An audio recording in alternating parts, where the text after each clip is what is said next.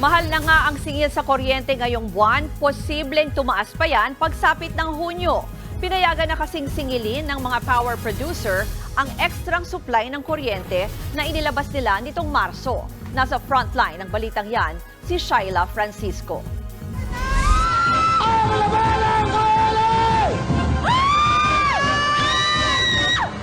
Lumipat ka na naman! Para gumaan ang loob, sa Bill Reveal Challenge na lang idinaan ng ilang netizens ang biglang bigat ng kanilang bill sa kuryente. Kwento ng uploader na si Jubel, doble ang kanilang latest bill kumpara sa karaniwan nilang binabayaran para sa kuryente. Wala raw kasi silang choice, lalo't parang sona sa init ang kanilang kwarto nitong mga nakaraang linggo. Kung hindi raw nila bubuksan ang aircon, baka na heat stroke na sila.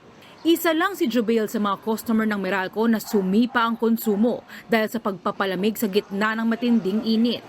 Pero ang mahal na singil na yan sa kuryente, nagbabadyang tumaas pa. Bukod kasi sa ipinatutupad ng dagdag singil sa susunod na billing, may nakaamba na namang power rate hike sa Hunyo. Pinayagan na kasi ng Energy Regulatory Commission ng power generators na singilin ang National Grid Corporation of the Philippines sa pag-supply ng reserbang kuryente sa buwan ng Marso. Lagpas 1 bilyong piso ito na tinatayang nasa average na 10 centavos per kilowatt hour. Sisingilin yan sa mga distribution utilities na siya namang papasanin naman ang consumers. Pero di pa masabi ng Meralco kung gaano kalaki ang epekto niyan sa kabuuang bill. Posible rin daw pataasin ang sunod-sunod na yellow at red alerts ang presyo ng kuryente.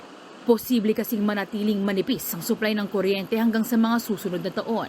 Tinatayang maantala kasi ng higit 2 taon ang ginagawang Tuy Dasmariñas Transmission Line na maghahatid sana ng dagdag na kuryente sa mga kalapit na planta. Target sana itong matapos ngayong Disyembre. Pero ipinag-utos ang Dasmariñas Court ang relokasyon ng 2 sa mga ginagawang tower. Bukod dyan, sasaluhin din ng consumers ang gastos sa pagbili ng material sa relokasyon na ito. You have to go back to square one for certain towers. Nakita naman natin sa nakaraang mga linggo na may red alerts. Pag hindi natapos ng NGCP yung mga proyekto on time, baka lumala. Itong aksyon na to na magkakaroon siya talaga ng impact sa rates, sa power supply stability, and dun sa proyekto namin. Tinitingnan na raw ng NGCP ang mga legal remedies para di maantala ang proyekto. Nagbabalita mula sa Frontline, Shaila Francisco, News 5. Kaugnay pa rin po ng posibleng taas singil sa kuryente sa Hunyo, makakausap natin sa linya ng telepono si Meralco Vice President and Spokesperson Joe Zaldariaga. Magandang umaga sa iyo, Joe. Yes, magandang umaga din sa iyo, sa inyong mga tagapanood. Ito nga yung inaprubahan na ng Energy Regulatory Commission na singilin yung reserbang kuryente. Paano kaya madadagdagan yung bill because of the transmission? Paano kaya ang magiging epekto niyan sa mga customers?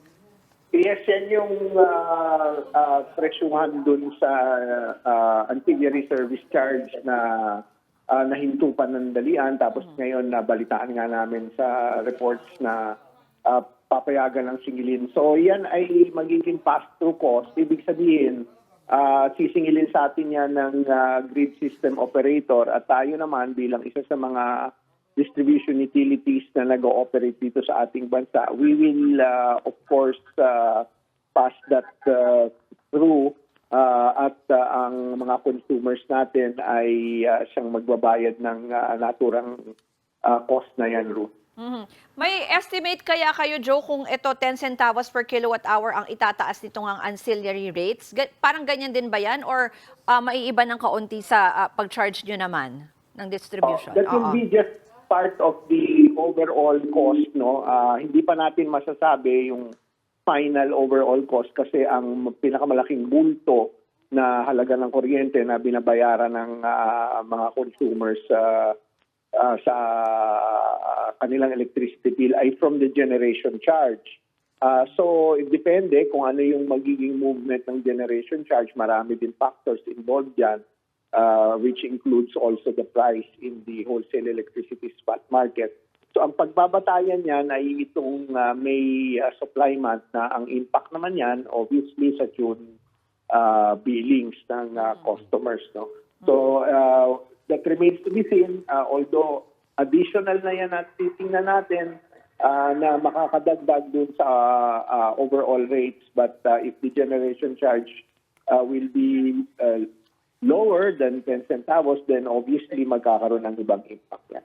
Okay, Joe, si Jess ito, no? Bukod doon, syempre, sa binabantayan nga natin, yung magiging increase doon sa power rates, meron pa rin mga power interruption. In fact, meron nakaschedule this weekend sa ilang lugar dito sa Metro Manila. Meron kayong maintenance Yes. activities. Pero Joe, para saan ba yung Yes. pagsasaayos ninyo?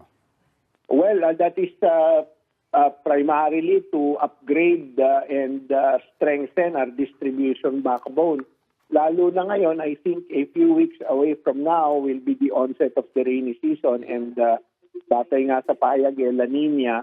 So ang La Nina nagdadala yan ng napakalakas na ulan, mga malalakas na bagyo.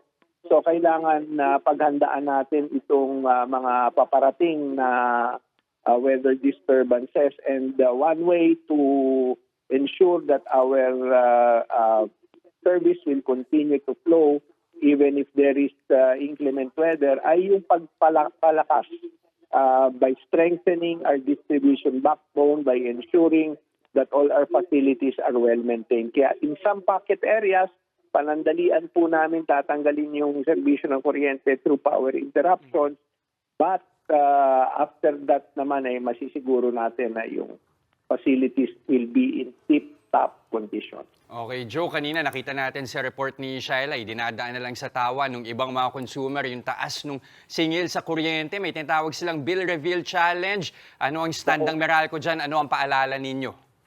Oo, wag po nating i-expose yung ating electricity bill, lalo na yung ating customer account number, no? Baka po tayo madisgrasya pag ginawa po natin yan. Alam naman po natin maraming scammers. Ang inaabangan lang ay makakuha ng detalye at data mula sa inyo. Wag po natin gagawin yan. We already issued a warning to everyone, all our customers, to please refrain from exposing your electricity bill, particularly yung mga information na nakapaloob dyan. Joe, huli na lang siguro, balikan ko lang yung binanggit mo kanina tungkol doon sa pagsasaayos dahil sa pagdating nga nitong La Nina. No? Ang sinasabi mo, yung malakas na ulan, posibleng makaapekto. Pero ang isa pa ay posible bang, looking forward lang siguro, baka magkaroon ng isa demand at posible bang bumaba kaya in the next few months yung ating bill sa kuryente? Yes, definitely, Ruth. Kasi ang tawag namin talaga dito sa nangyari sa ating ngayong summer is seasonality of consumption. Kung saan pagdating talaga ng summer, there are two factors that drive the electricity bills up. No? One is yung cost of electricity. And second, which I think is a bigger driver, is consumption. In fact, kakaiba yung naging demand natin nung nagdaang Abril. No? Record high levels, and once demand increases, ang ibig lang sabihin yan, yung behavior ng mga kababayan natin in terms of using their electricity has also gone higher.